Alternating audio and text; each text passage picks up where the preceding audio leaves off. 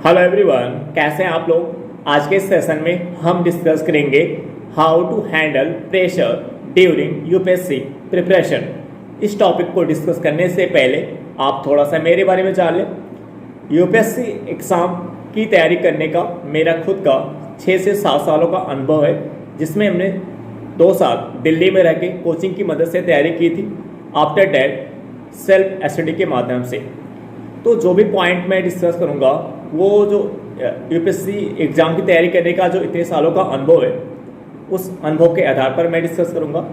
तो इससे आपको ये सीखने को मिलेगा, आपको ये जानने को मिलेगा कि आपको अपनी प्रिपरेशन के दौरान, अपनी तैयारी के दौरान क्या करना है, क्या करने से बचना है और कैसे आप फोकस होकर स्टडी कर पाओगे। ठीक है, तो आइए डिस्कस करते हैं। फर्स्ट पॉइंट, अगर हम प्रेशर की बात करें, दबाव की बात करें, दबाव क्यों बनता है, क्या क्या कारण है जिसके कारण से आपके ऊपर प्रेशर बनना शुरू होता है। जैसे अगर हम बेसिक स्तर पर देखें तो जैसे आपको पता है कि जैसे आपने एनसीईआरटी बेसिक सोर्स के लिए आपने एनसीईआरटी की बुक पढ़ना स्टार्ट किया, आपने न्यूज़पेपर पढ़ना स्टार्ट किया, अब आप पढ़ रहे हैं। जैसे भी आपने कोई टॉपिक सेलेक्ट किया, आपने उसको पढ़ना स्टार्ट किया, तो आप उसके जो उसमें जो कीवर्ड्स है, जो उसमें शब्द है, वो आपको समझ में नहीं आ रहे, आपको कीवर्ड्स नहीं समझ में आ रहे, उसके अंदर की जो स्टोरी है, जो कॉन्सेप्ट है, वो आपको समझ में नहीं आ रहा है। यानी जब चीज़ें, जो सोर्स आप यूज कर रहे हो एनसीईआरटी बेसिक सोर्स, जब आप उसको पढ़ते हैं और वो आपको समझ में नहीं आ रहा है, तो इससे भी एक दबाव, आपके ऊपर एक दबाव बनने लगता है, आपके ऊपर एक प्रेशर ये क्रिएट करता है कि आपको समझ में नहीं आ रहा है, तो फिर कैसे आप इस सिविल सर्विस एग्जाम की तैयारी कैसे कर पाओगे। आपके अंदर निगेटिविटी क्रिएट होने लगती है कि आपको तो इसमें समझ में नहीं आ रहा है। और बेसिक जो न्यूज़पेपर है, जब आप न्यूज़पेपर को पढ़ना स्टार्ट करते हैं, क्योंकि 90% बच्चे ऐसे होते हैं जिनका बैकग्राउंड, जैसे चीज़ें उनकी बेसिक जो है बहुत ही कमज़ोर होता है, बेसिक अच्छा नहीं होता, तो जब फर्स्ट टाइम वो न्यूज़पेपर स्टार्ट करना पढ़ना स्टार्ट करते हैं, 85 से 90% बच्चों की बात है, तो वो उस न्यूज़पेपर के अंदर तो पहली समस्या ये आती है कि उनको ये नहीं पता होता क्या पढ़ना है क्या नहीं पढ़ना है, क्या पढ़ना है क्या नहीं पढ़ना है।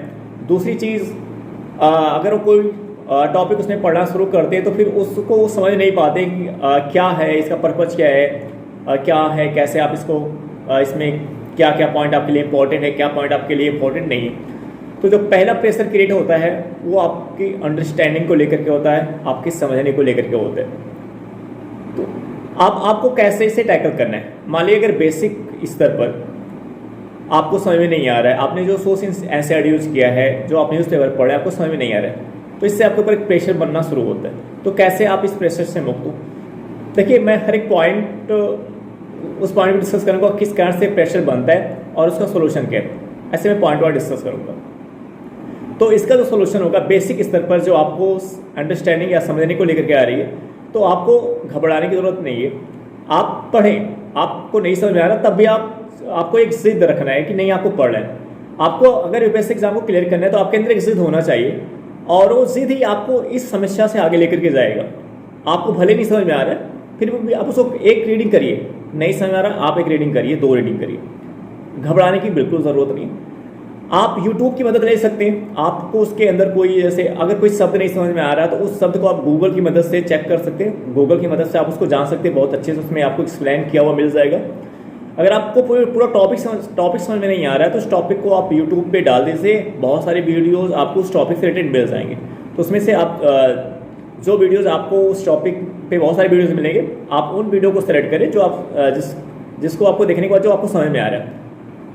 जो वीडियोस आपको उस टॉपिक पे समझ में आ रहे हैं, आप उस वीडियो को आप यूटिलाइज कर सकते हैं समझने के लिए। ठीक है, तो कैसे आपको इसको मैनेज करना है कि अगर आपको शब्द में प्रॉब्लम आ रही है, बहुत सारे ऐसे बच्चे होते हैं जिनको शब्द में प्रॉब्लम्स आती है, तो अगर आपको शब्द में प्रॉब्लम आ रही है, तो शब्द में प्रॉब्लम आ रही है तो आपको क्या करना है, आपको गूगल की मदद लेना है। ठीक है, उसके बारे में आपको 2 से 3 अच्छे पॉइंट्स, आपको कई सारे पॉइंट्स वहाँ पे मिल जाएंगे, आपको अच्छे से उसमें उसको एक्सप्लेन किया मिल जाएगा। अगर आपको पूरा टॉपिक समझ में नहीं आ रहा है तो आप यूट्यूब की मदद से ले सकते हैं, वो वीडियो देखें जो आपको समझ में ज़्यादा आ रहा है, जहाँ से आपको लगता है आपका कॉन्सेप्ट यहाँ से क्लियर हो जाएगा। तो इस बेसिक स्तर पर बेसिक अप्रोच से जैसे आप आगे बढ़ते जाओगे। और एक चीज़ आपको ये भी ध्यान में रखना है, एक तो प्रेशर इस कारण से बन जाता है, एक तो प्रेशर बनने का कारण ये होता है कि आपके दिमाग में कहीं ना कहीं ये रहता है कि आप एक ही दिन में सब कुछ समझ लेना चाहते हैं। आप एक ही महीने में सब कुछ समझ लेना चाहते हैं। आप 10 दिन में, 1 महीने में, 2 महीने में सब कुछ आप सोचते हैं कि आपको सब कुछ पता हो जाए, आपको सारी चीज़ें पता हो जाए, आपको आपका यूपीएससी 3 ही महीने में क्लियर हो जाए। कहीं ना कहीं आपके दिमाग में जो जल्दबाजी होती है, ये प्रेशर, जो सबसे बड़ा कारण प्रेशर बनने का, वो जल्दबाजी होती है। वो जल्दबाजी की, आप बहुत जल्दबाजी में होते हैं, और जब आप बहुत जल्दबाजी में होते हैं तो आप कोई भी सोच, एनसीईआरटी न्यूज़पेपर आप पढ़ना स्टार्ट करते हैं तो बहुत ही स्पीड से पढ़ते हैं। जब बहुत सी स्पीड से पढ़ते हैं तो स्वाभाविक सी बात है वो उतना अच्छा आपका कॉन्सेप्ट क्लियर नहीं हो पाएगा। अगर आपका बेसिक पहले से बहुत अच्छा नहीं है तो फिर आपको, देखिए स्पीड से कौन पढ़ता है, तेज अपनी स्पीड बढ़ा के कौन पढ़ता है, जिसका बेसिक्स होता है बहुत अच्छा पहले से क्लियर है, सब कुछ बेसिक बहुत अच्छा क्लियर उसका, तो वो तेज स्पीड बढ़ा के पढ़ सकता है। लेकिन ऐसा बच्चा जिसका बेसिक क्लियर ही नहीं, वो अगर स्पीड में पढ़ेगा तो फिर कैसे उससे कॉन्सेप्ट क्लियर कर पाएगा। तो जल्दबाजी करने से आपको बचना है, और आपको दिमाग में ये रखना है कि ये जो चीज़ें हैं आपको एक दिन में समझ में नहीं आएगी, ये आपके प्रिपरेशन का पार्ट होगा। सो अभी हमने आपको एक बेसिक अप्रोच बताया कि आपको कैसे आप पढ़िए, आप अपने अंदर जिद रखिए कि नहीं मुझे पढ़ना है, आपको जिद रखना पड़ेगा पढ़ने को, वो जिद रखिए कि नहीं मुझे पढ़ना है, और जब आपके अंदर वो जिद रहेगा तो आपको सोल्यूशन ही मिल जाएगा उस प्रॉब्लम का। अगर आपके सम्मुख कोई प्रॉब्लम्स है और आपके अंदर एक जिद है, नहीं मैं इस प्रॉब्लम को सॉल्व करके रहूँगा, तो उसका सोल्यूशन भी मिल जाएगा। फॉर एग्जाम्पल मैथ में बहुत सारे ऐसे क्वेश्चन होते हैं जब आपको समझ में नहीं आते, लेकिन अगर आप एक जिद पाल लेते हो तो उसको बहुत सारे ऐसे क्वेश्चन होते हैं जो आपसे सॉल्व नहीं होते, लेकिन जब आप जिद पाल लेते हो कि नहीं मैं इस क्वेश्चन को सॉल्व करके रहूँगा, तो आपसे वो क्वेश्चन सॉल्व हो जाता है। वैसे यहाँ पे भी आपको एक जिद वाला एटीट्यूड आपको रखना पड़ेगा, ठीक है। तो ये सॉल्यूशन है कि आप गूगल की मदद लें, आप उस टॉपिक को यूट्यूब की मदद से आप उस टॉपिक के बारे में जान सकते हैं।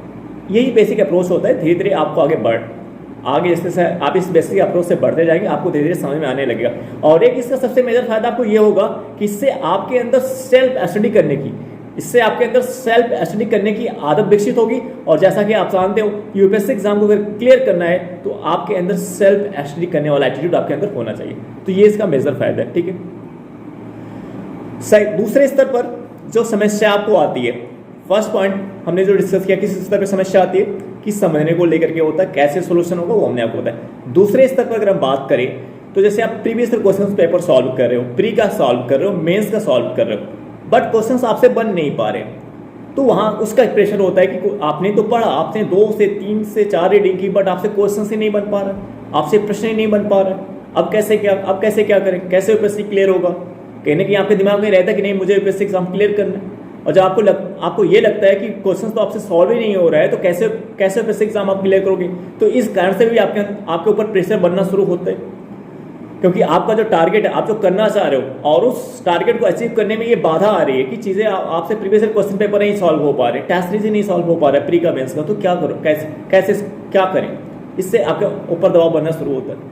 तो आपको इस स्तर पे कैसे आपको निपटना है, अगर ऐसा आपके साथ हो रहा है, आपसे प्रीवियस क्वेश्चन पेपर नहीं बन रहे, आपसे टेस्ट सीरीज सॉल्व नहीं हो रहा, तो मैं आपको बताऊं। जैसे अगर आपने 2 से 3 4 रीडिंग कर ली, अगर आप प्रीवियस क्वेश्चन पेपर सॉल्व करने आ रहे हो तो आपसे बन नहीं रहा है, तो घबराइए मत।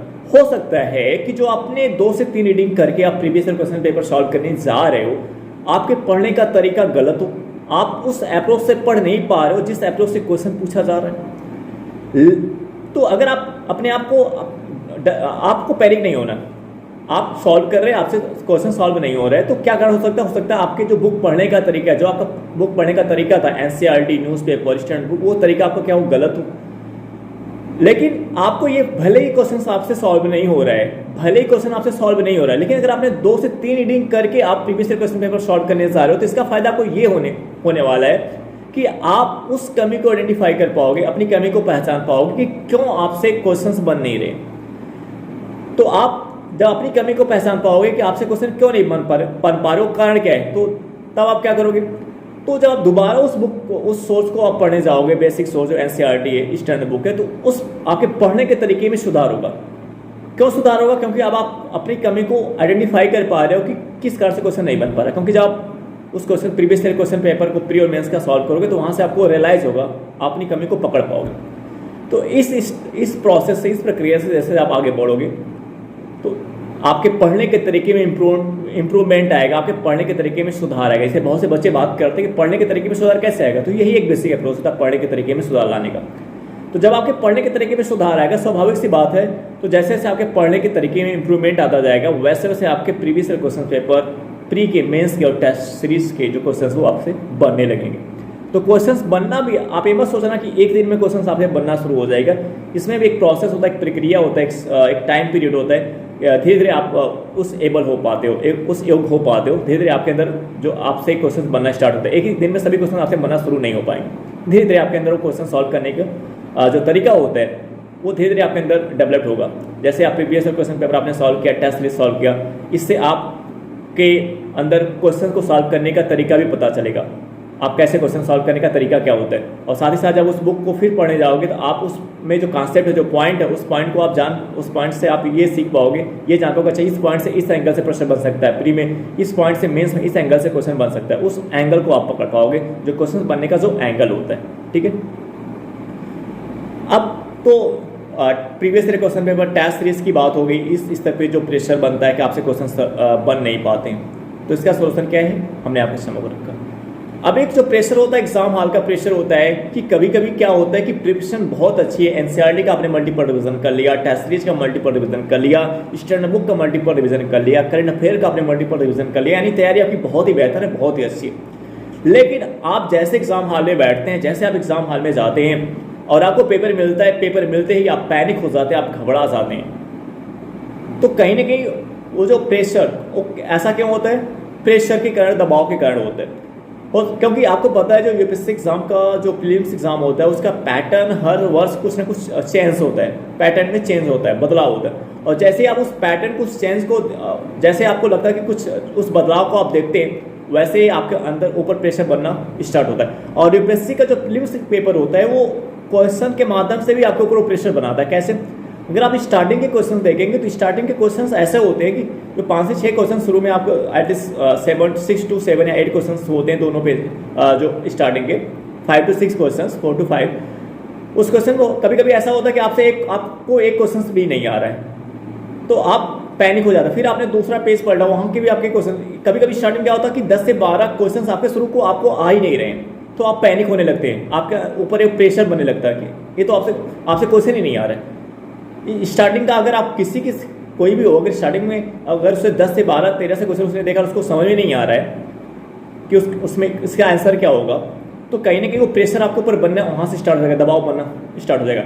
और अगर वहीं पे अगर आपने अपने ऊपर दबाव बना लिया, उस जो स्टार्टिंग के 12 से 15 क्वेश्चन आपसे नहीं बन पा रहे, अगर उसका प्रेशर, उसका दबाव आपने बना लिया उस एग्जाम हॉल में, तो आपका पूरा पेपर खराब हो जाएगा। इसलिए स्टार्टिंग के आपसे अगर 10 क्वेश्चन, 12 क्वेश्चन, 15 क्वेश्चन, 20 क्वेश्चन अगर आपको नहीं आ रहे, तो फिर भी पैनिक होने की जरूरत नहीं है। आपको क्या करना है, पूरे पेपर को ऐसे आप एक स्टेप से बढ़ते चले जाइए, देखिए कि कितने क्वेश्चन आपसे आ रहे हैं। हो सकता है कभी कभी क्या होता है, बीच में बहुत सारे ऐसे क्वेश्चन होते हैं कि अगर आपने 10 देखा, 10 में आपको 8 आ रहा हो, लेकिन अगर आप पहले स्टार्टिंग में अगर आपने जो 10 से 12 15 क्वेश्चन आपको नहीं आ रहा, उसका प्रेशर अगर आपने, उसका दबाव आपने बना लिया, तो आगे के क्वेश्चन आपसे खराब होने वाले।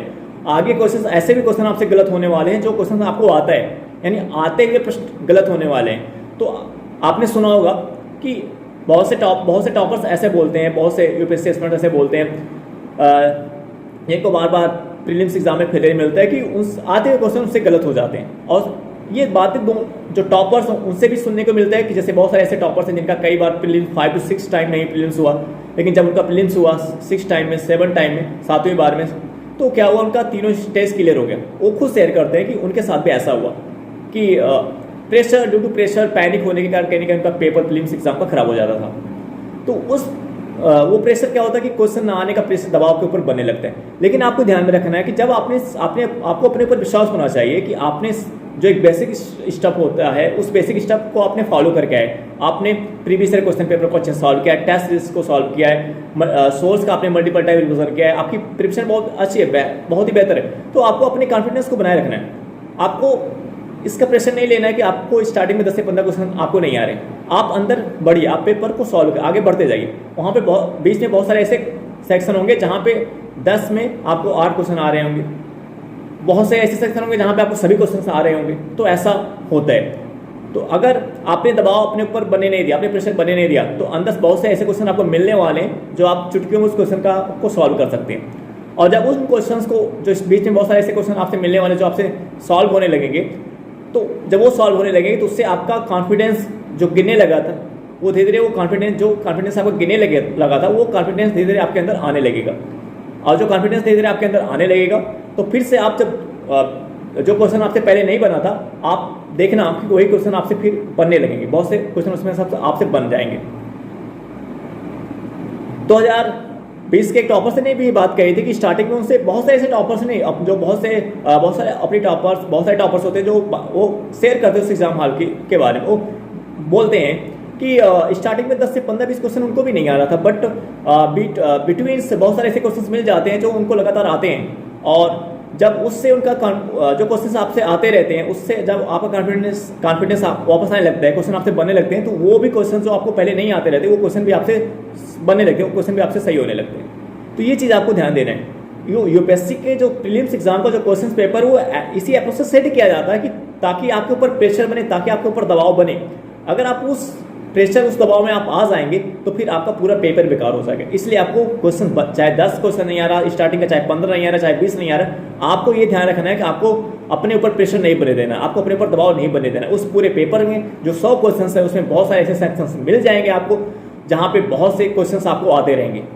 तो इसका फायदा ये होगा कि अगर आप प्रेशर और दबाव नहीं लेंगे तो उन क्वेश्चंस को आप सॉल्व कर पाएंगे। जो आपको आते हुए क्वेश्चंस, जो आपको क्वेश्चन आ रहे थे वो क्वेश्चन आपसे गलत नहीं होंगे, जो आते हुए क्वेश्चन हैं वो आपसे गलत नहीं होंगे, और जब वो क्वेश्चन आपसे सॉल्व हो जाएंगे तो उससे आपका कॉन्फिडेंस, आपका आत्मविश्वास धीरे धीरे वापस आने लगेगा। तो वो भी प्रश्न आपसे सही होने की संभावना रहेगी जो क्वेश्चन आपसे पहले सॉल्व नहीं हो रहा था। ठीक है, तो आई होप दैट ये वीडियो आपको समझ में आया होगा। अब हम आपसे नेक्स्ट वीडियो में मिलेंगे। Okay, bye.